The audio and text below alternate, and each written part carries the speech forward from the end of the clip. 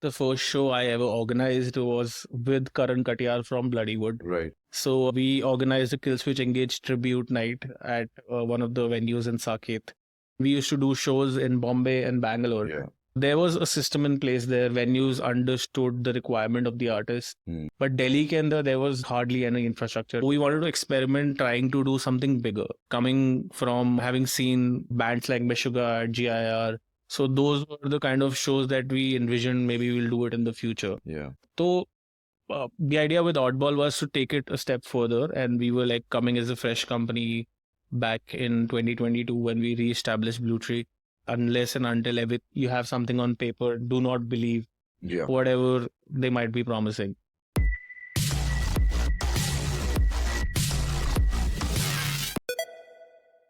Hey everyone, welcome to another episode of Track Talk with Sodhi, where we dive into the heartbeat of the Indian music scene. Well, today we have someone who's shaping India's independent scene, both from on stage and behind the scenes. We have Karan Mehta, the driving force behind Colossal Figures and also the founder of Bluetree. Karan, thank you so much for being here, man. Thank you. It's a pleasure, man. Yeah. So Karan, firstly, as I mentioned, I really wanted to always, kind of speak to you because तुमने दोनों side देखे हैं. You've been on stage, you've been a musician, you've been behind the scenes, at backstage, organizing everything, promoting a lot of artists, and the idea was to first understand कि कहाँ से हमेशा मेरा सवाल ये होता है कि where did you start with an influence of music? Because you're a guitarist, where did you pick up the guitar? Was it school, college? How did you come up with Colossal Figures, etc.? So just wanted to kind of start with your story. I mean, I was never into this music, to be honest. Like 9th, 10th grade तक तो मैंने कभी सुना भी नहीं था. Right. My cousin brother introduced me to like rock, say like I started with Linkin Park and like stuff like Stained. And I was like quite, curious. I was like completely newly exposed to something like this. And I found it really nice. I started liking the music. And then in 11th, there were some students who had joined from DPS. And my school, there wasn't much happening in the music space. And these guys formed a band in school only. And I saw them perform in the assembly once. And they were performing some Metallica and some Iron Maiden. So that plus my brother, making me listen to all this music, I decided to pick up the guitar and started learning the guitar. So those friends eventually joined me, like one of them, Carson, who's the bass player of Colossal. Yeah. He ended up in the same college as me. So when we met again, and they were already in a band and I had started playing guitar back then. So they were looking for a guitar player. That back then it wasn't called Colossal Figures. There was another band which was started by him and my school folks only. It was called Fury Finger. Fury Finger? All right. Yeah. So I joined them, played a show with them. It was quite an experience. So some of those folks moved on to other things and we decided to, remake the band. And that's where Colossal Figures was born. So It was like purely a college band. We just started, we had a lot of us were into metal back then, like new metalcore wave was coming. True. Like bands like Lamb of God and bands like Killswitch Engage. Yeah. So we wanted to, do a version of that. And obviously looking at Indian bands like Bhayanak Moth, Scribe back then. Yeah. And, that was quite something that pushed us to kind of release more music. Okay. So because I spoke to Rijul, I think you were doing a lot of these college competitions at that point, right? And yes. So when did you, I know there was, unfortunately, of course, there was the passing of Govind and things were quite tough for the band at that point. So was it then कि तुमने Bluetree शुरू किया? What was the idea behind कि चल music छोड़ते हैं अभी? Let's actually go behind the scenes and rather organize and promote music. So no, it started while Govind was still here. Mm-hmm. And in fact, the first show I ever organized was with Karan Mehta from Bloodywood. Right. So we organized a Killswitch Engage tribute night at one of the venues in Saket. And the idea was he had a similar sounding metalcore band back then. It was called Jehovah, I think. Right. And Colossal was there. And we both wanted to, kickstart something in Delhi because I'm sure RSJ was like the driving force behind this kind of music back in the day. And when Amit Sehgal passed away, there was this void which was never filled. And obviously there was less and less shows happening. So we decided, okay, let's just take things in our hand and like start something from the scratch. And we did that show, and there were about 150, 200 people there. So that's when I thought, this is pretty cool. I can start something of my own like this. Yeah. So that's where the idea of getting into events and looking at the other side of things started. Right. So you joined Bluetree. Did you found it? Bluetree was essentially founded by Udipan Sharma from As We Keep Searching. Right. And he was doing a lot of similar stuff to what I was doing in Delhi. And he was doing it from Ahmedabad and doing like pan India basically.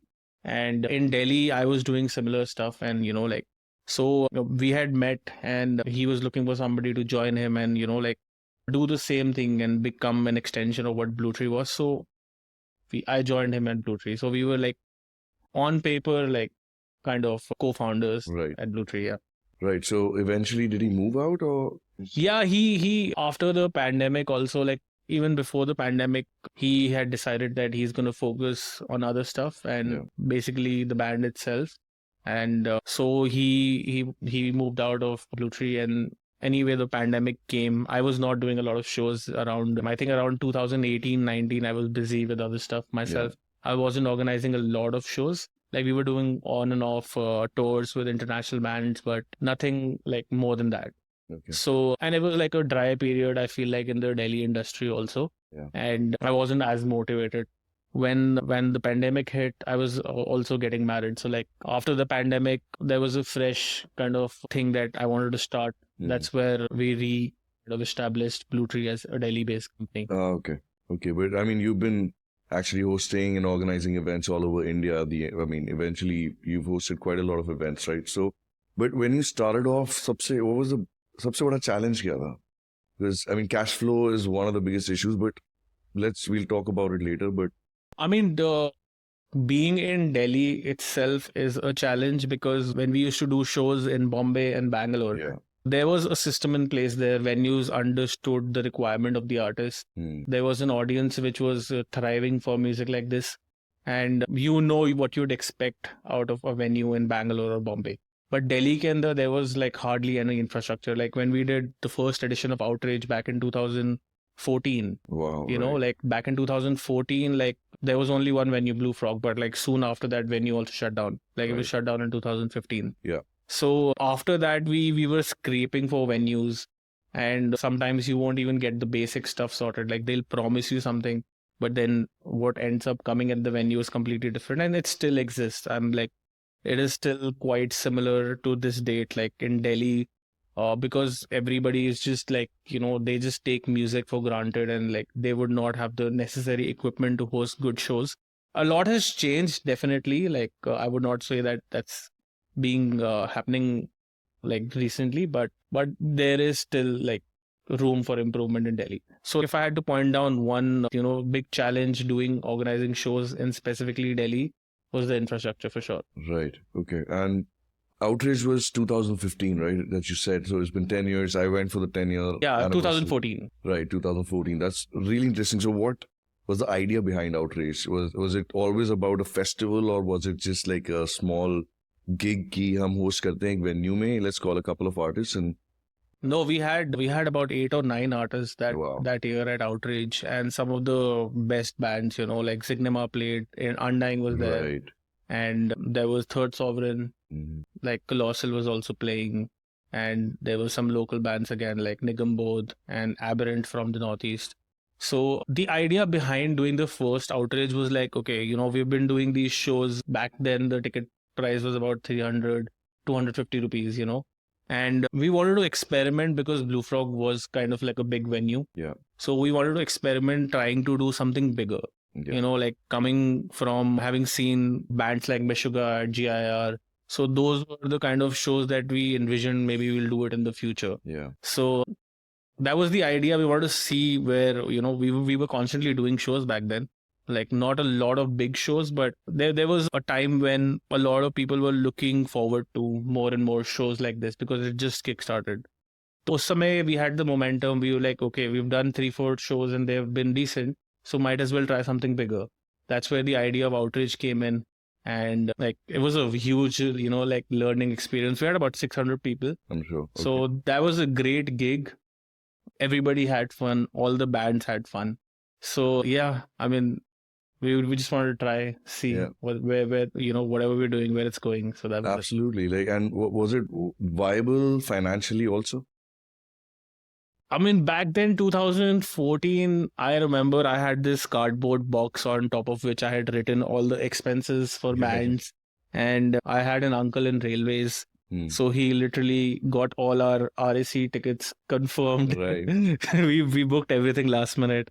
And back then bands used to also travel by train. There was nothing like, okay, we have to travel by a flight only, And so everybody came via train. We eventually were able to break even make like 5,000-7,000 rupees. Okay. But yeah, it was okay. Like as long as we made some money, we were happy. Right. As a first, any kind of first IP, I think when you're doing the first festival, even to break even is a big thing. Absolutely. Because a lot of these IPs do not make money in the first or the second time also, and then it takes slowly. It takes years for IPs to grow. Right. And I've learned that. I've like seen both the side of things, and it's about pushing what you believe in, and eventually, so definitely it was a great, to just break even for that show. Right. And Outrage was like the first IP, and then you also started with Oddball. When did you start with Oddball? So Oddball was an idea that, we started doing metal shows back in the day, rock and metal. But I have always been, into different styles of music. And with Oddball, the idea was, doing something a little more bigger. We have done shows with 700, 800 capacity, sold out shows.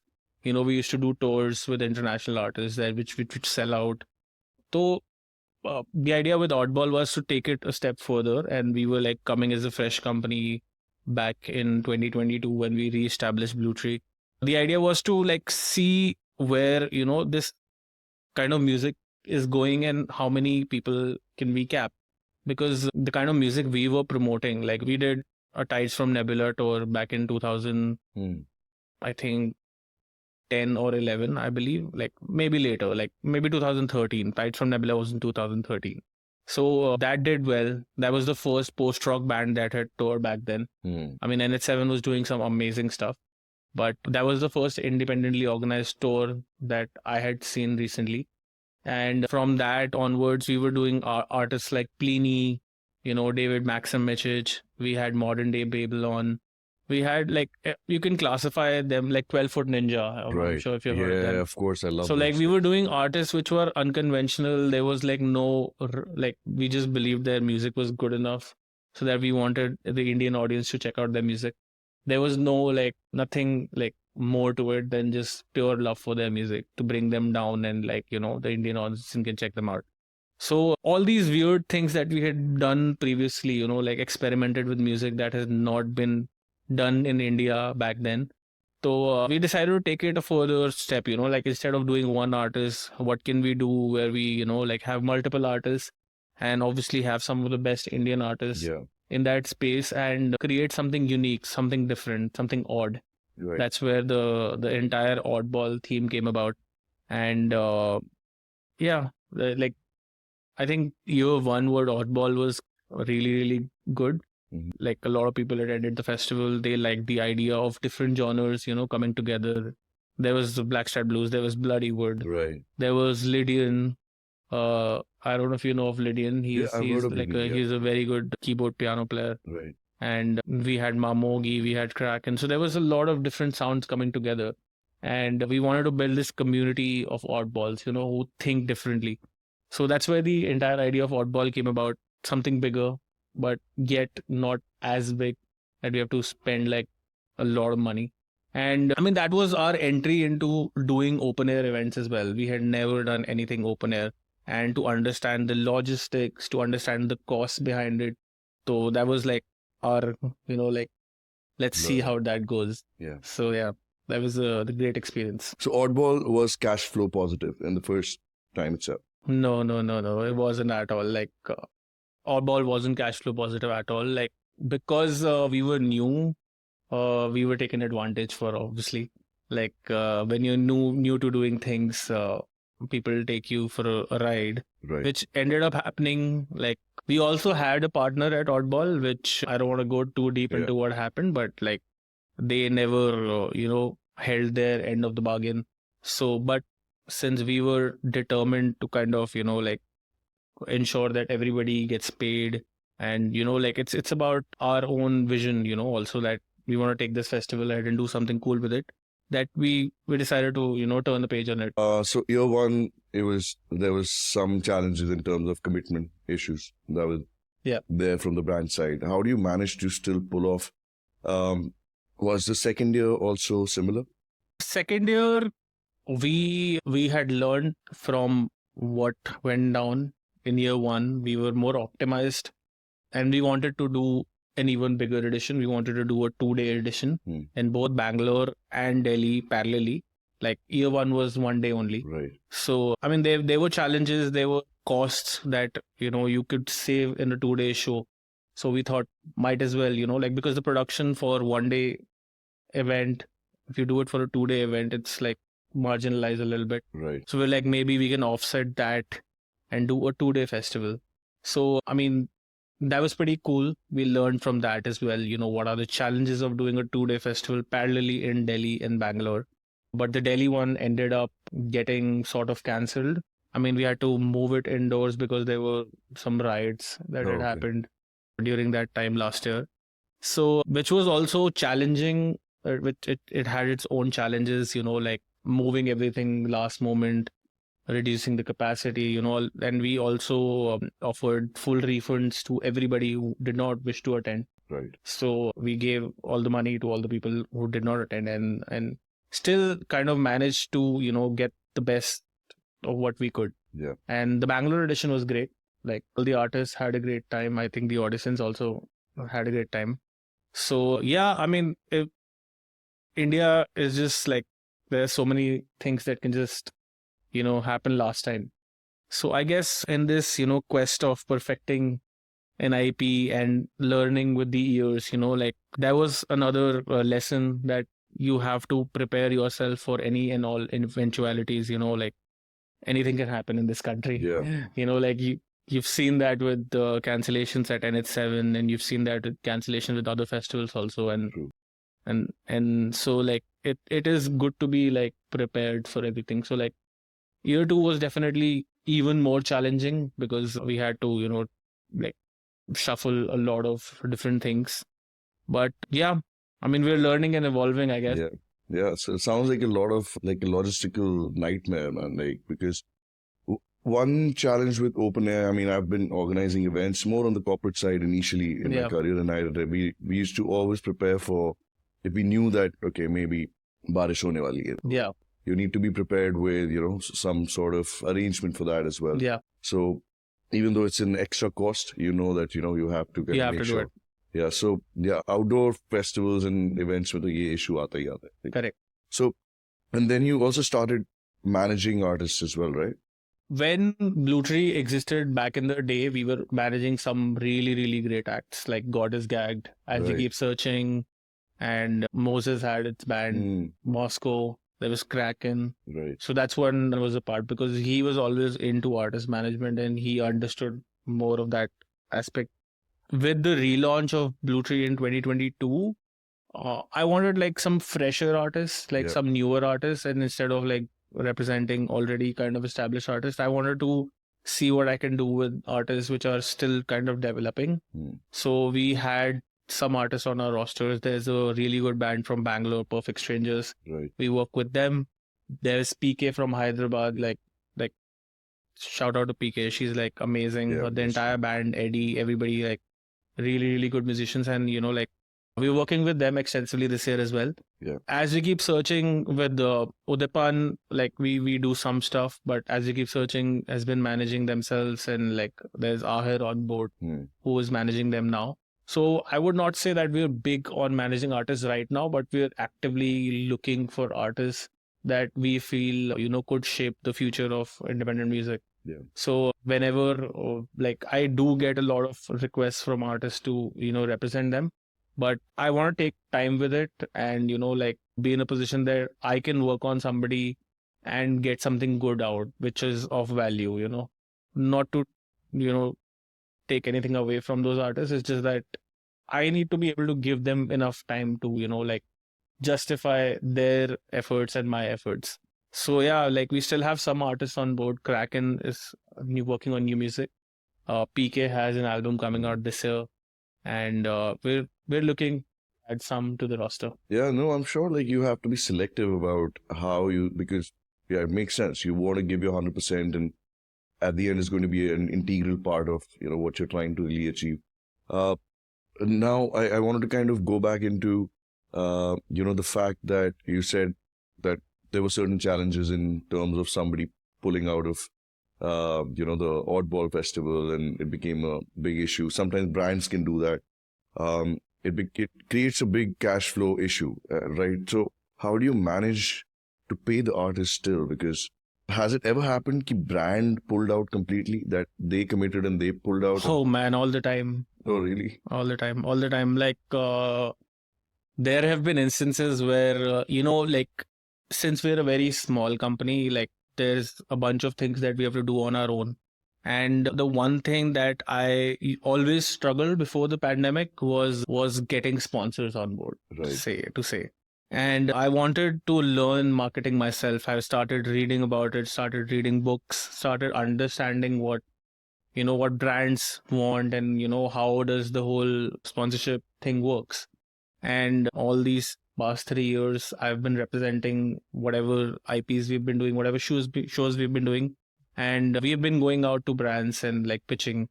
And there's been a lot of learning, like the one big thing I would say is, unless and until you have something on paper, do not believe whatever they might be promising. So yeah, like there have been brands, I don't want to name call anybody, but yeah, like who have promised us money and telling us that they're on board, but they would just completely back out, which would kill your time and your effort into doing something. And there have been brands where like the payment delays have happened, and I think that happens with almost everybody. Like that's a thing that you have to get used to, which we have also kind of gotten used to in time. It's like a process, like you're learning the trades of a game. And this is one thing, like cash flow management and understanding and expecting delays in payments. Right. So that's something that we've learned through the years, and we manage somehow. However we have to. It's just like we don't want the artist to get the bad end of it. Of course. But how do you manage that? Like, because if there is not enough cash coming in, you really have to have a reserve to kind of make sure that the artist is paid, and a lot of organizers are not able to. So I mean, both me and Dhairya don't do this as a prime source of our income. Right. This is something we're building for something in the future. Right. So a lot of it is offset from what we are earning. Yeah. So there are times that we don't have money in our personal accounts, but that money is going into paying off Bluetree stuff. Right. And we've managed that. So it's kind of a situation where again we're evolving. We're understanding how to manage this better, how to offset these payments from other shows. So it's, I think, for any artist also, like when they are planning a tour, or when they're planning to go out and releasing an album or recording an album, like you have to have something to kind of support it from the back. So that you don't end up in a position where you've done so much and invested already so much of your time, your money, and the product comes out like short, and you're not able to like promote yourself. So luckily for us, we had those income sources, so we were able to manage it. Right. But yeah, like cash flow is a big issue. Definitely, yeah. So like this, one of the reasons why we did not end up doing Oddball this year. We wanted to wait, take in what's happening, because there was a major shift in the industry the past 2 years. I mean, imagine 2022, I think end of 2022, Lollapalooza was announced. The first edition ended up happening in 2023. Yeah. But if you had to call it that 2022 season ending, right? So the 2022 season was extremely successful for everybody. Like even Oddball did really well. Then 2024 was a downfall. Oh, okay. Yeah. So, I mean, the 2023-2024 season, like it saw like even Lollapalooza tickets were like much lower than last year. And it was like a trend for every festival that was happening, like Supersonic. Yeah. Like a lot of these festivals, like they were looking at lower numbers.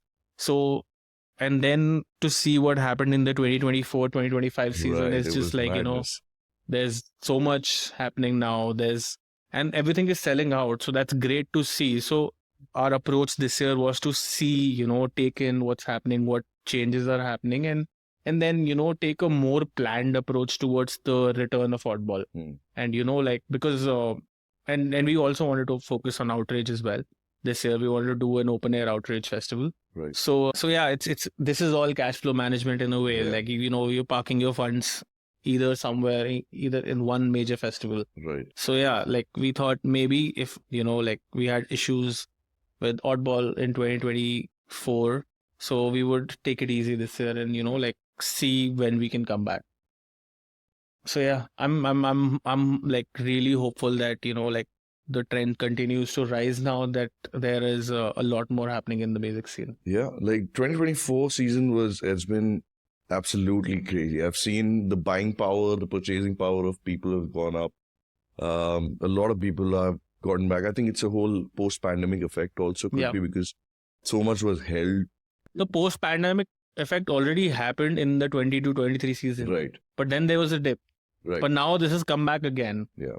And I would say that because companies like Zomato have also come in, they have impacted other bigger companies to, like do even more than they were already doing. Like Book My Show started Book My Show Live only recently, a couple of years ago.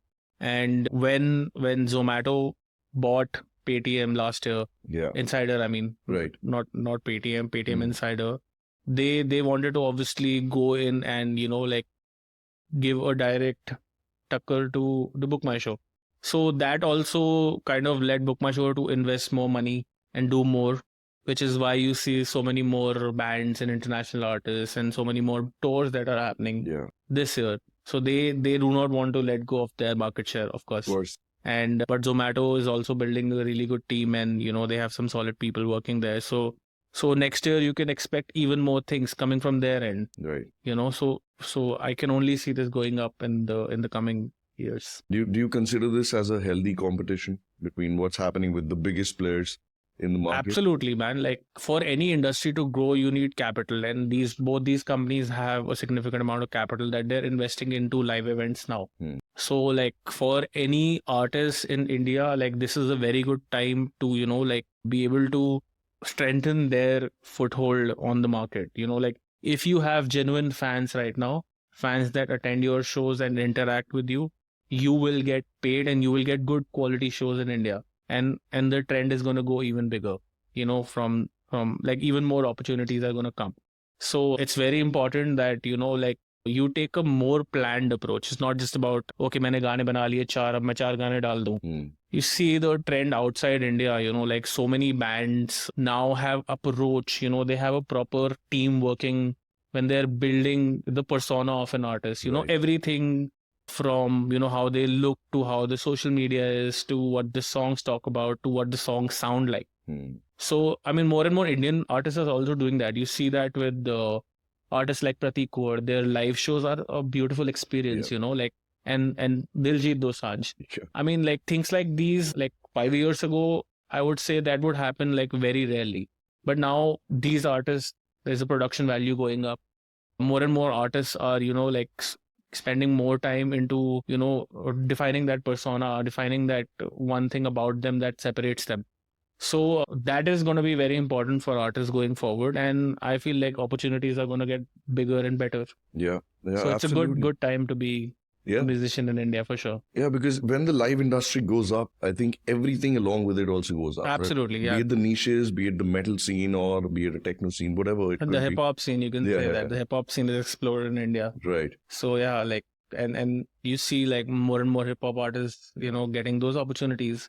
So I'm hopeful that that will also happen with the indie bands as well in the future. I wanted to kind of also discuss about the case study of Coldplay, like that they created this whole, hype as well, and the hype was great actually. I think it's a case study for marketing. It was brilliant. Yeah. And it's not like the first time that they're coming to India. They did come for the global citizen in Bombay. Of course, the hype was there till even then too, but this time it was something different. Do you have any take on that as to, do you think it's healthy for the audience to kind of go through such a big impact कि भाई मेरे को नकली ticket मिल रही है और मेरे को टिकट नहीं मिल रही हो, I'll pay 20,000. I mean, yeah, people have paid a lot of money for these tickets. Like my friend bought a 3.5K ticket for 18,000. So imagine that's like more than 4 times. Yeah. So yeah, like I mean, Coldplay is a global phenomena. Like they were touring. The last time they were doing this tour in Asia, they skipped India, but the plan was always to come here when the infrastructure existed. And when they got the opportunity, they came down, and everybody knew, like whoever was involved, Book My Show knew that there was a huge fan following because they're a very approachable band for any sort of a music listener. Right. It's not that you have to be like a technical listener to listen to Coldplay. Anybody can listen to Coldplay, like my mom also listened to Coldplay. Right. So it's that sort of a band. And yeah, they did a great, like Book My Show did a great campaign with them. And the way that shows like Coldplay work is also a little different from your conventional shows. If you see, there are no sponsors for a Coldplay concert. There are only global sponsors like DHL and Global Citizen. Oh. So a Coldplay deal is a different deal from a Maroon 5 deal. Okay. Maroon 5, a Book My Show can go to sponsors and tell, we do Maroon 5, so like you sponsor a certain money. But you'll never see that happening in a Coldplay concert. Right. Because they're like a carbon neutral band. They do not wish to engage with sponsors that they do not believe in. Right. So that's a completely different way that this show has been done. And I believe it was a straight split of tickets where whatever. So that's one of the reasons why the tickets in India were cheap, because I'm assuming that the ticket prices were decided by Coldplay themselves. Oh, okay. Because they wanted to keep it approachable. Right. The reason why these tickets were also approachable was because of Coldplay. Because they wanted to charge lower to the Indian audiences. Right. That's why they were able to control like a lot of aspects of the show. So because the tickets were cheaper, more and more people bought it. And because they are such a big band, there was already a lot of hype. So people who were like, maybe not even the biggest fans, they just had this FOMO. Exactly. Of attending the Coldplay concert, because it's not just the music, also that whole presentation of how the concert happens is also quite, it's considered to be the eighth wonder of the world. Yeah. So because the ticket prices were accessible and they're already a global phenomenon, and because the show is so great, there was obviously a big demand. And you see, the most beautiful thing about the Coldplay concert was that the government from Bombay and the central government was also involved in making these shows a success. There was trains from Delhi to Ahmedabad and return, which were added last moment to help travelers, go travel from Delhi to Ahmedabad. Similar, there was special trains from Mumbai to Ahmedabad as well and return. So, I mean, like, it goes to say that, like there can be so many things, so many bigger shows that can be done in this industry if we get support from the government. And now that the government is looking at the revenue that these kind of shows are generating, they are also more and more interested into being a part of this, because at the end of the day, it's adding into the Indian economy. It's like travel, and events could be another industry that could blow up. And one event would actually gather 100 crore worth of revenue. I mean, just a Coldplay event. But I wanted to move into something a little bit more controversial. As an organizer, when you see a Coldplay and then you see, I'm really sorry, I'm going to say this name, Justine Royal opening for an act like Coldplay. How fair is that? Because I think a lot of people know the quality as a musician that came with Justine Royal to open for Coldplay, and a lot of musicians were disheartened that, they probably, a lot of musicians must have thought that, hey, I think I deserve it way more than probably her. But how? I mean, it's sort of a curveball. No, I mean, she's not a great live singer. Yeah. That I would say, because I saw her live in Ahmedabad. I was attending the 25th Wala Ahmedabad show. She's definitely not a great singer, but she's a very good recording artist. I mean, you can see her streaming numbers. She's like one of the more popular artists, and specifically the newer stuff that she did with Arijit Singh, the Hiri track was like topping almost all charts across the world. So, I mean, that definitely is one reason that she was considered to open for Coldplay, but like maybe she was not ready for, audience's reaction to her singing, because she was not able to sing any high notes at all. And on whatever, scale. yeah. I mean, yeah, that too. I mean, like for when I attended the Ahmedabad concert, Right. there were times she was singing all right, but she was not able to maintain, like this throughout the song, and then the high parts just let it be. But Like, yeah, no chance. exactly. But my whole issue with that was that, I mean, when you're considering an opening act for Coldplay, it's got to be slightly relevant to Absolutely. what kind of music Coldplay. I think it was an industry plant. Right. Maybe the label wanted her to play. I don't know the exact reason, and I doubt it was in the hands of the organizers. I think it was just something that came from up above, and it ended up happening. Right. But I'm actually quite happy that, like audiences pointed it out, and I hope that, she gets better with Exactly. like her live set. Like she is great with her music, and the music is like doing well, but when it comes to live, she needs to nail that music. Right. I mean, live defines a lot about an artist. Absolutely, yeah. I mean, you see Coldplay extremely nailing every aspect of their music, and there are so many Indian artists who would do the same. And I've seen some Indian artists, like commercial artists also, like Shreya Ghoshal and Sunidhi Chauhan specifically. Man, what a showmanship, like amazing musicians.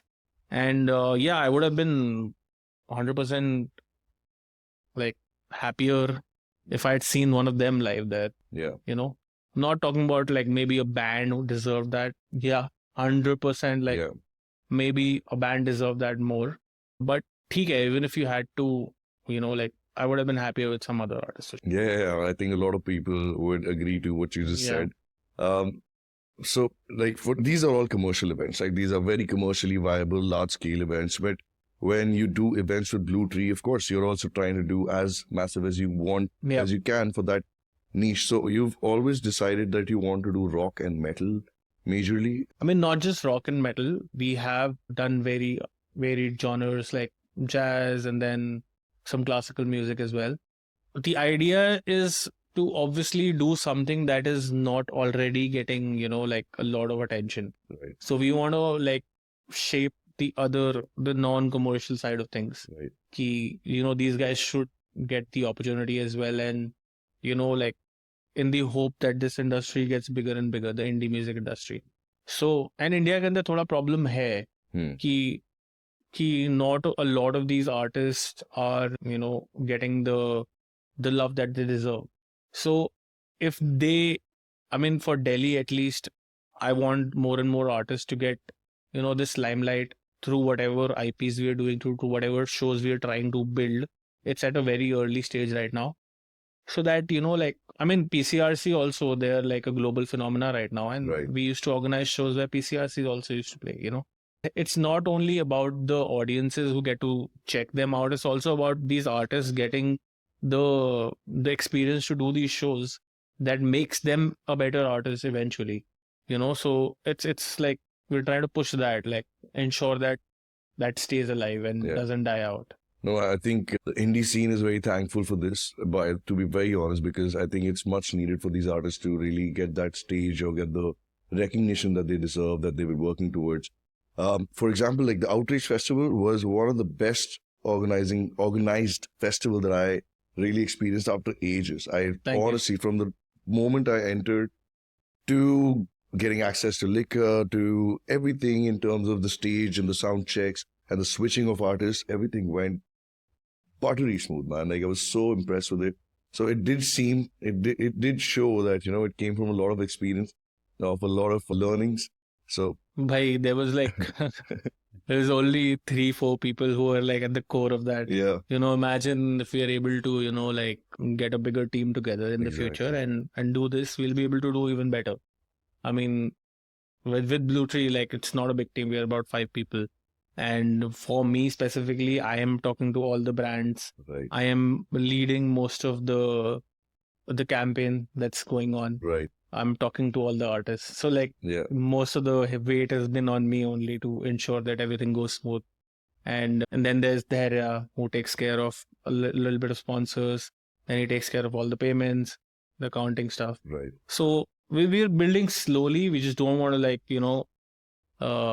end up, like just putting in too much money and, like doing something erratic when the industry is still growing that we just fall. And that's never the idea. Like the idea is to grow slowly and understand the market and then, like maybe to be able to put out something of value to these sponsors so that in the future, these sponsors can sponsor these shows. And it's already happening. You see that, Yeah. like you've been hosting the Barrel Room, right? Right. With Yes. with the The skill with box. Skillbox. And so like that's another really good company that's sponsoring, these shows. So I'm only hoping that it continues now that even the government is seen there's a lot of scope in working in the music industry. No, I definitely think brands do understand that they can see the trend changing. They can see how the whole industry is growing right now. So I'm sure they want a piece of that cake. But Absolutely. yeah, they don't want to risk it when the industry is not doing really well. So I mean, these are brand decisions. But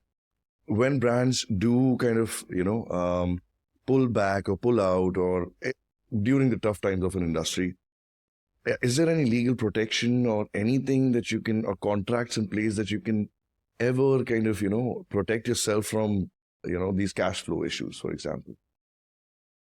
It's always better to sign a contract. I mean, that's the one thing, like with artists also. When we book an artist, we try to book a contract whenever possible, whenever needed, with like the bigger artists, of course. And with brands also, it goes the same. I mean, like even with venues nowadays, you have to have everything on email, like ensure that every aspect of the show needs to be mentioned. And we've learned this through the years, like we've been done with for people, like they promise it and if nothing's on paper, then nothing is valid at the end of the day.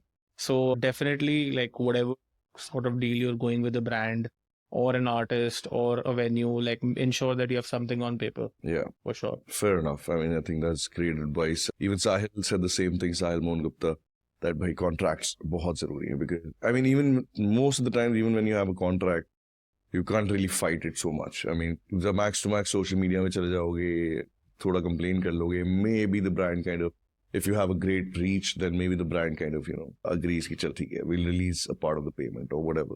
Yeah, that happens. I mean, nobody wants to get into a legal battle anyway. Like, so, and social media nowadays gives you that power that, if you have a legit enough reason to, like go out and talk negative about somebody, then, and if people believe in what you're doing, then you get supported, and brands see that, and they obviously do not want their image to go down as well, because brand image is very important for any brand. Yeah. So yeah, I mean, like have everything on paper so that even if you have to, for any eventuality, like you should have some sort of, backup that you may need to, like support your cause. Right. Simple. No, these are great insights, for even somebody like me because my whole idea of this podcast is to keep understanding where the challenges and these obstacles are, right? And when you get an insight or a perspective of somebody who's organizing, who's been there and been relevant for past decade, so that definitely helps a lot. But you must be also very happy that you got back with Colossal, you opened for Animals as leader. So how is the musician in Karan Mehta feeling these days? I mean, when Outrage came back, we did a small edition at the same venue, and we had about 800 people there. And Colossal played a lot of we saw a lot of people, sing along to the music. Yeah. So that was a great feeling. But when this opportunity came by where we had to open for one of our, like all-time favorite bands, we just could not say no. But musically, like we haven't really put out a lot of music. So I don't know if that's ever going to happen. So, I mean, that show was like sort of a show that we just wanted to do because we were opening for those legends. Of course. So, I mean, there is at the moment nothing more to it. Yeah. Musically, I have not been like writing music as such, but maybe down the line, we all collectively meet and write something. There's only so much one person can do also, right? Like there's hardly any time for me to juggle my work, then Bluetree, then, other artists that we are working with, and also write music. Yeah, fair enough. So, I mean, we're coming pretty much to the end of the, a kind of interview, but the main question or the main thing that I always ask everybody, all of my guests is, what advice would you want to give any musician who might be coming into the scene or any organizer who might want to start organizing events in today's time? For artists, I've already said that, it's a great time. You understand your audience. That's one of the most important things. If you start understanding your audience and what do they want, obviously be aware of what's happening. You don't have to mold yourself to like come out with something that's already happening. But like be aware, like awareness is very important, like what is working, and be true to your artistic sense and put out good, honest music, and it'll usually do well. Like there is no like one, specific road that you will take that will guarantee you 100% success in this industry. That is not possible. So you have to go all guns blazing in every aspect and hope that it clicks. And be be active to understand that this is clicking and what can I do to even make it better. Right. So good opportunities coming. Invest in your live performances as well. Record them. If you're like confident with your music, ensure that you have good videos that you can showcase to these festivals, these opportunities that are coming. Be prepared for like there are certain festivals that will happen. Certain events that will happen. So like if you already know, you can approach these people way ahead of time. Like, okay, I know that NH7 is happening in this month. Maybe I should approach them before time. Yeah. Like I would say 5-6 months before time. At least. And work backwards, like plan your releases in a way that, like you have the maximum eyeballs when required, when these booking agents are booking artists. I do believe that profile is very important, how you really put out your art. And I think the challenges that you just mentioned are sadly a challenge in every creative field. What about people who are organizing? So with organizers, I would say that, like ensure everything, any sort of deal you're doing with your artists or your venues or your brands, everything needs to be on paper so that you're protected. And take a more informed approach when you're starting out. Don't, like risk too much, because a lot of people lose a lot of money in this industry as well. And I mean, good luck. Perfect. Man, Karan, I think, thank you so much for joining this conversation, dude. I think this was a much needed conversation we wanted to have. I hope the podcast grows and, a couple of more oddballs and outrage festivals happen. And then we have this discussion again as to how the industry has changed, if there's been any adoption of all the insights that you also kind of mentioned. But honestly, thank you so much, man. Thank you so much, This has been a brilliant conversation. Thank you for having me. And for everybody, thank you so much for listening in. Until next time, peace out.